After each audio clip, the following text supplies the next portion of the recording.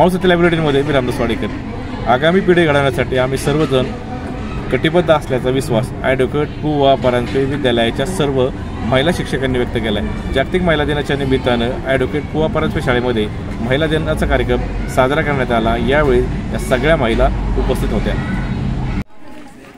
जर गोपाळराव नसते तर आपल्या भारतातील पहिल्या डॉक्टर आनंदीबाई झाल्या नसत्या।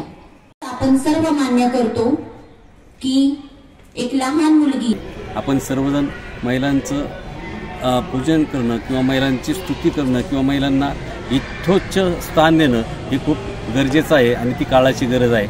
म्हणून आज मी महिला दिनाच्या निमित्ताने सर्व महिलांना, महिला भगिनींना त्यांना खूप शुभेच्छा देतो। आज जागतिक महिला दिनानिमित्त सर्व जगभरामध्ये महिला दिनांचा यशस्वी सत्कार केला जातो आहे।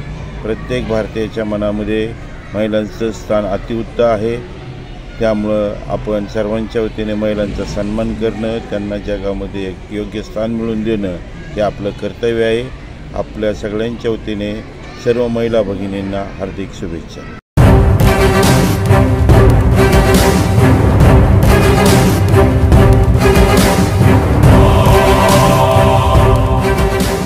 मावळ सत्य लाईव्ह बुलेटिन, परिपूर्ण सत्यता।